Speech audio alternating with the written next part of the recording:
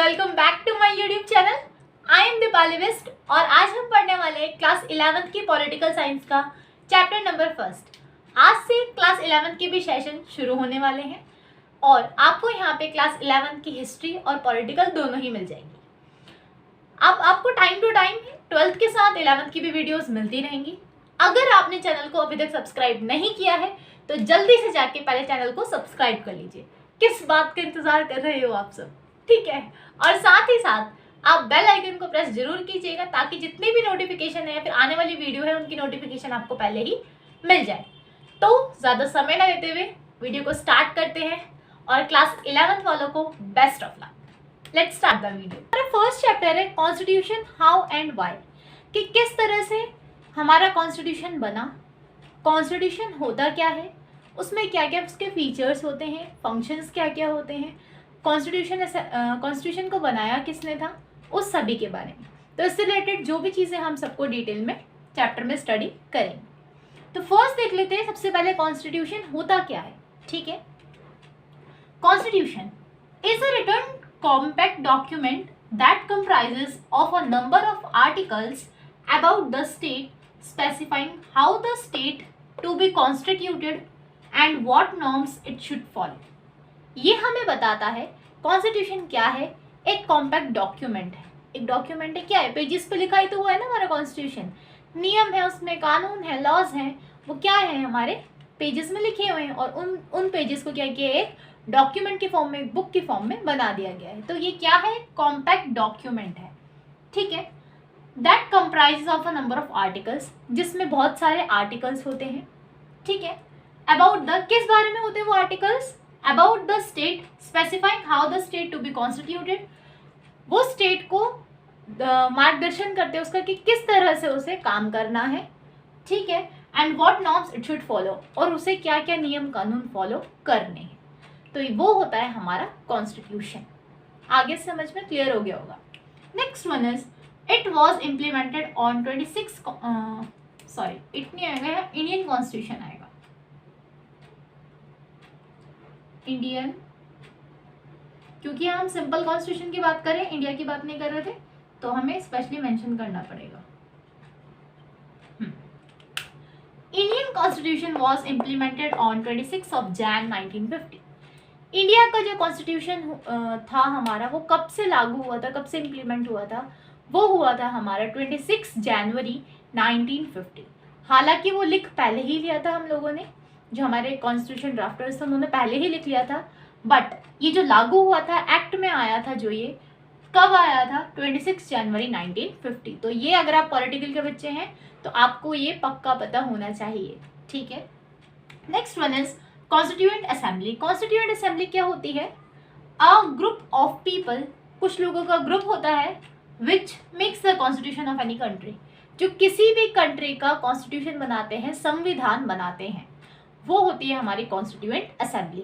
क्या है, ये ग्रुप ऑफ पीपल है जो किसी भी देश का संविधान बना के रेडी करते हैं। और कॉन्स्टिट्यूशन आपको बता दिया है, रिटर्न डॉक्यूमेंट है जो बताता है कि किस तरह से स्टेट को चलना है और उसको कौन कौन से नियम कानून फॉलो करने हैं। Move to the next topic. So हमारा नेक्स्ट टॉपिक है why do we need a constitution. अभी हमने देखा कि कॉन्स्टिट्यूशन क्या होता है, उसके बाद हमने देखा कि कॉन्स्टिट्यूएंट असेंबली क्या होती है।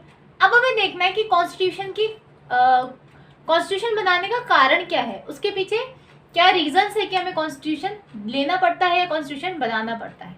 ठीक है, तो कॉन्स्टिट्यूशन की जरूरत क्या है, नीड क्या है हमें। First of all it allows coordination and cooperation. Constitution क्या करता है, कोऑर्डिनेशन लाता है सोसाइटी में और कॉपरेशन लाता है, कि लोग एक जगह इकट्ठा रह सकें और एक जस्ट एंड फेयर सोसाइटी हो जहाँ पे कोई भी लड़ाई झगड़े या कॉन्फ्लिक्ट्स ना हो। ठीक है, it provides a set of rules and regulations for minimal coordination. क्या करता है कॉन्स्टिट्यूशन, जैसे कि आपका स्कूल होता है तो स्कूल में कुछ डिसिप्लिन के नियम और रूल्स होते हैं ना, मतलब रूल्स हमारे टीचर्स बताते हैं कि इन्हें क्या करना है, हमें ब्रेक नहीं करना, जैसे कि इतना टाइम पर स्कूल आना है, दूसरों से झगड़ा नहीं करना, क्लास के टाइम पे बात नहीं करनी है, कूड़े को इधर उधर नहीं फैलाना है, डस्टबिन में डालना है। तो ये सारे क्या होते हैं, रूल्स होते हैं जो हमें क्या करते हैं, एक स्कूल में पीस के साथ, शांति के साथ, कॉपरेशन के साथ रहने में मदद करते हैं। अगर क्या हो, स्कूल में ये रूल्स ना हो कि अगर कोई लड़ाई करेगा तो क्या होगा, उसको पनिशमेंट मिलेगी।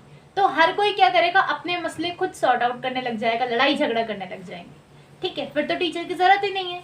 इसी वजह से हमारा कॉन्स्टिट्यूशन भी बनाया गया है, ताकि कोई भी कॉन्फ्लिक्ट पैदा ना हो, कोई झगड़े पैदा ना हो, और एक ऐसी सोसाइटी बनाई जाए जहाँ पे मिनिमल कॉपरेशन हो, जिससे कि हम आसानी से शांति के साथ एक साथ अलग अलग लोग रह सके, ठीक है।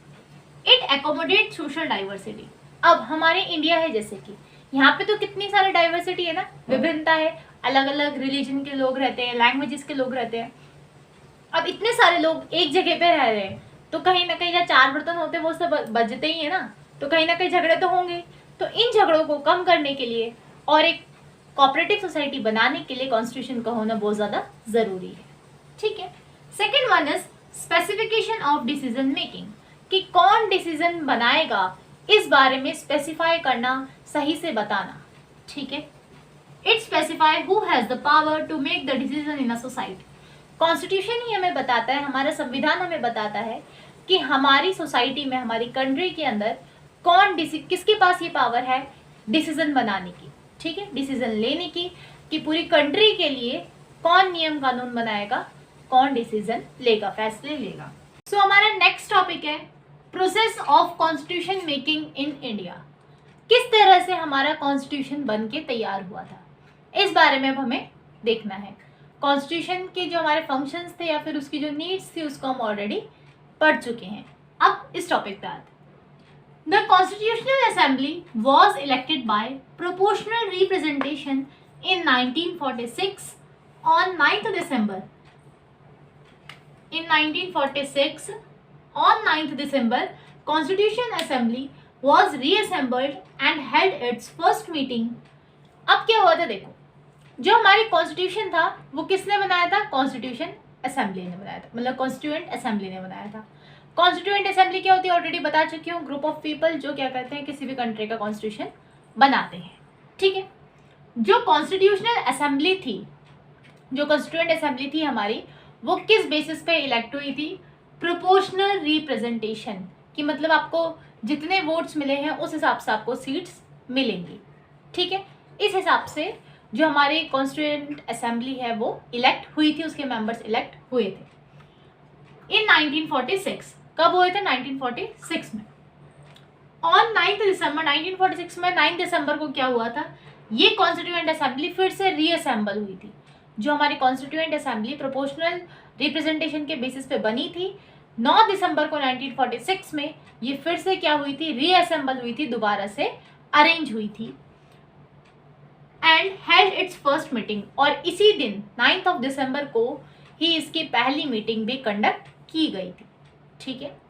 Next point, after partition of India there were only 299 members in constituent assembly out of 389 members. ये 389, ठीक है। तो पहले क्या था, जब पार्टीशन नहीं हुआ था, ये तो हमारी पहली बन गई थी कॉन्स्टिट्यूएंट असेंबली 46 में, और पार्टीशन हुआ हमारा 47 में।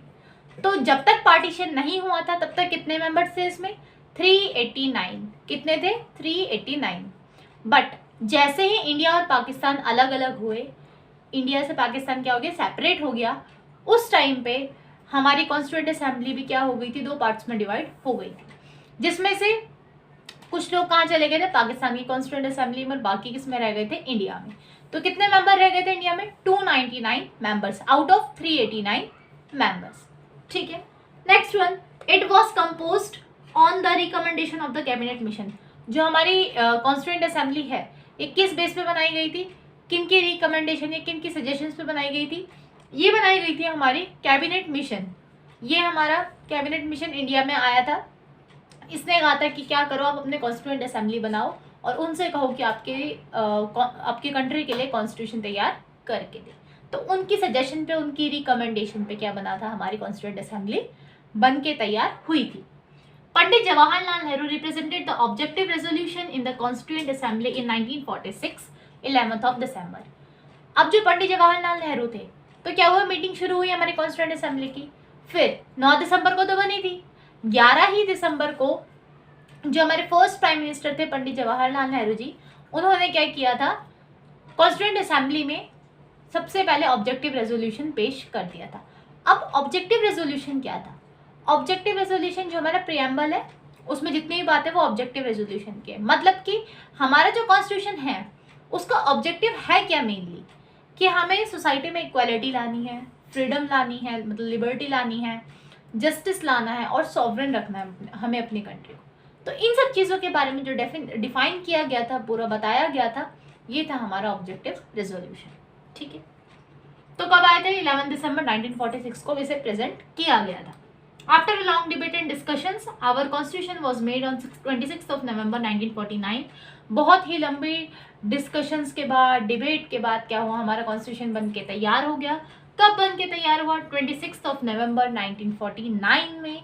और इसे लागू कब किया गया, ये बिंग में कब आया, एक्ट में कब आया? ये आया 26 ऑफ जैन 1950। दोनों ही तारीख 26 है, बस ईयर का डिफरेंस है, तो कंफ्यूज नहीं होना है। ठीक है, तो ये थी पूरी प्रोसेस जिससे हमारे इंडिया का कॉन्स्टिट्यूशन बन के रेडी हुआ।